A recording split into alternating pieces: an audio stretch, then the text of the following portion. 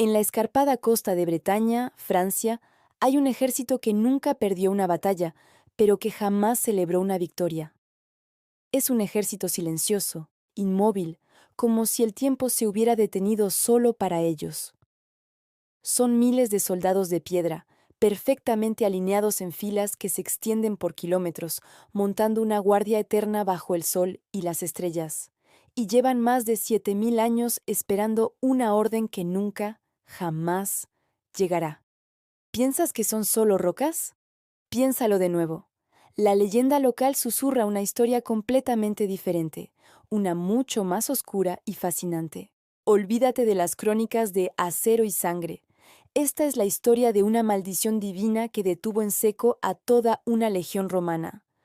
Para siempre. ¿Y si te dijera que cada una de estas miles de piedras es en realidad un soldado, un centurión, un invasor petrificado en el último instante de su avance? Quédate, porque vamos a desenterrar la increíble leyenda del ejército que se convirtió en piedra. Antes de meternos de lleno en la leyenda, es clave entender la escala de este lugar. No estamos hablando de un par de rocas con formas curiosas, estamos hablando de los alineamientos de Karnak, el conjunto megalítico más extenso del mundo.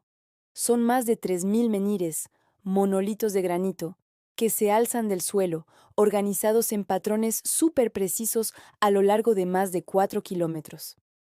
Imagina caminar entre ellos al amanecer, con la niebla pegada al suelo.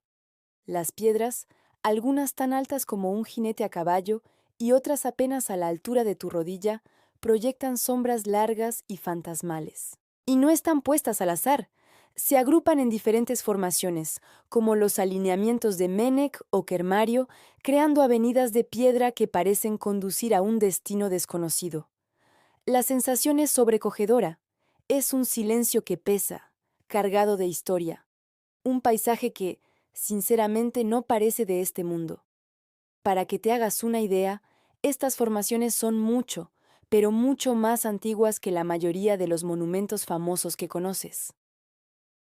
Cuando se colocó el primer bloque de las pirámides de Giza en Egipto, estas piedras ya llevaban siglos ahí.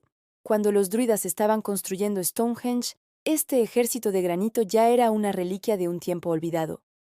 Su propósito original es uno de los mayores enigmas de la prehistoria, un rompecabezas que dio pie a una de las leyendas más duraderas de Europa. Nuestra historia nos lleva al siglo XIII después de Cristo, una época de hierro, fe y persecución. En Roma, el corazón del imperio, el Papa Cornelio, es ahora un fugitivo. El emperador Treboniano Galo ha desatado una nueva ola de terror contra los cristianos, y Cornelio, como su líder, es el blanco principal. Forzado a huir, comienza un largo y peligroso viaje a través de la Galia en busca de refugio.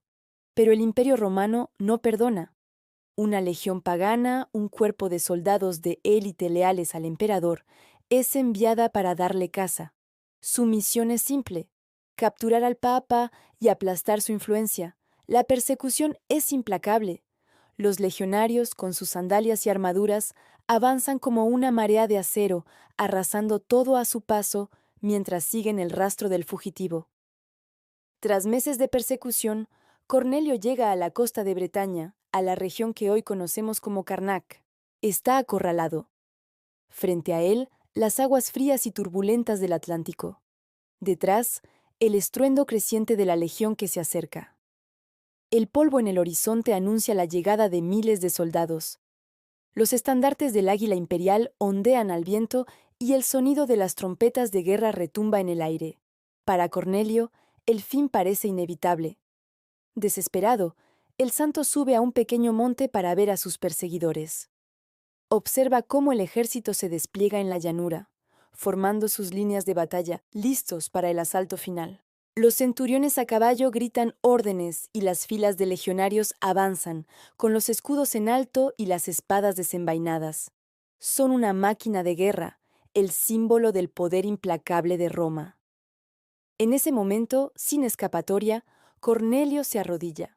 No reza por su propia salvación, sino por un milagro que detenga a los paganos. Alza su báculo al cielo, y justo cuando el primer rayo de sol atraviesa las nubes, una energía divina recorre la llanura. La leyenda cuenta que no hubo un estruendo, ni un terremoto, solo un silencio repentino y absoluto. El general a caballo, con la boca abierta para gritar la orden de ataque, quedó congelado. El portaestandarte, con el águila en alto, se convirtió en una estatua de granito. Cada uno de los miles de soldados, en el preciso instante de su avance, fue transformado en piedra. Sus lanzas, sus escudos, su furia, todo petrificado para la eternidad. La legión romana que vino a destruir a un santo se convirtió en un monumento silencioso de su propio fracaso, un ejército de piedra condenado a montar guardia en esa llanura para siempre. Es una historia increíble, ¿verdad? Una que ha resonado en Bretaña durante siglos. Pero, ¿qué pasa cuando la ciencia y la arqueología entran en juego?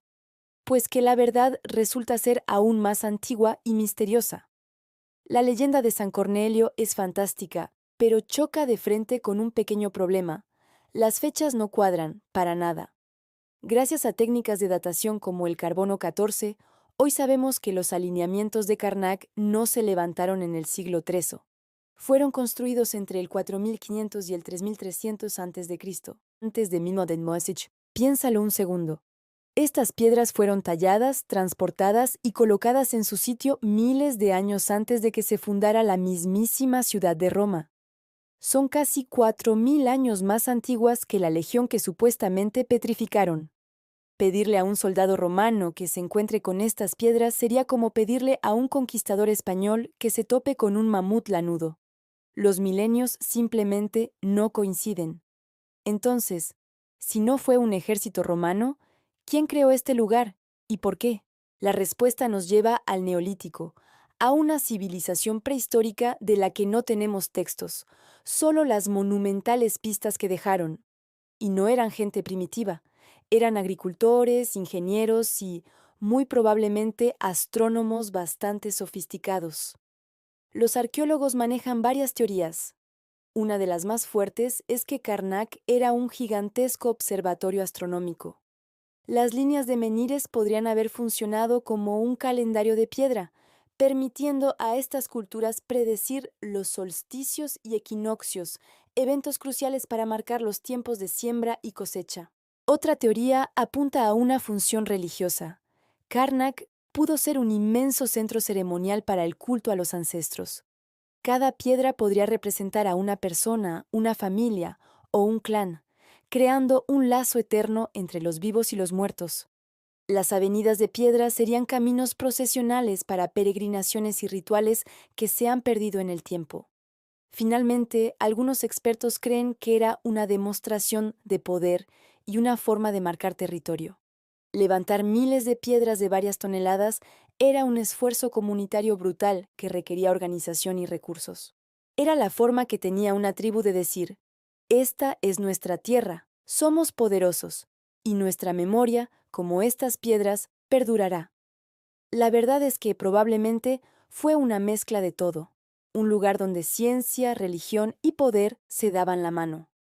Lo único seguro es que su verdadero propósito sigue siendo un debate abierto, un misterio que las piedras guardan con mucho celo. Si las piedras son miles de años más antiguas que los romanos, ¿de dónde salió la historia de San Cornelio? La respuesta es un ejemplo perfecto de cómo las historias se adaptan y evolucionan. Cuando el cristianismo se extendió por Europa, se topó con antiguos lugares paganos que todavía eran muy importantes para la gente. Destruirlos era una opción, pero una estrategia mucho más astuta era bautizarlos, darles un nuevo significado cristiano. El objetivo era poner una capa de narrativa cristiana sobre la pagana, absorbiendo su poder en lugar de luchar contra él. Karnak, con su aura de misterio y poder ancestral, era el candidato perfecto. La Iglesia necesitaba una historia que explicara esas miles de piedras de forma que encajara con su visión del mundo. La leyenda de un Papa Santo, huyendo de paganos y realizando un milagro espectacular, era la narrativa perfecta. Transformaba un lugar de culto prehistórico incomprensible en un testimonio del poder del Dios cristiano sobre el paganismo romano. Incluso la elección de San Cornelio no fue casualidad. Y aquí viene un detalle genial.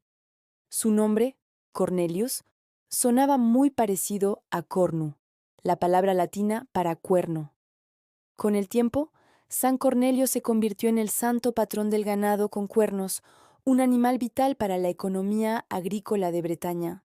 De esta forma, la leyenda conectaba a un santo romano con la vida de los bretones y con su monumento más enigmático. La historia no solo cristianizaba el lugar, sino que lo arraigaba en la cultura local. Al final, tenemos dos relatos extraordinarios. Por un lado, la leyenda épica de una legión romana congelada en el tiempo por un milagro, una historia de fe que ha sobrevivido casi 2 milenios.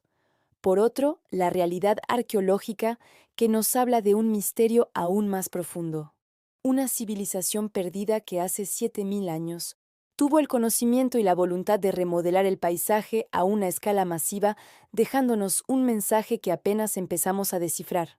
La leyenda del ejército de piedra nos recuerda que los humanos necesitamos dar sentido a lo inexplicable, tejiendo historias que ordenen nuestro mundo.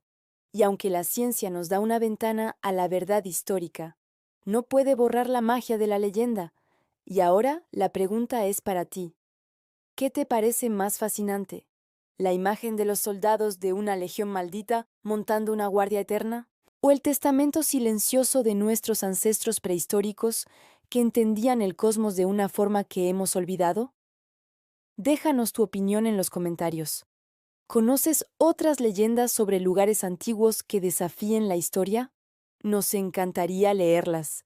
Y si te apasionan estos viajes donde el mito y la realidad se cruzan, no olvides suscribirte y activar las notificaciones, porque hay muchas más historias esperando a ser contadas.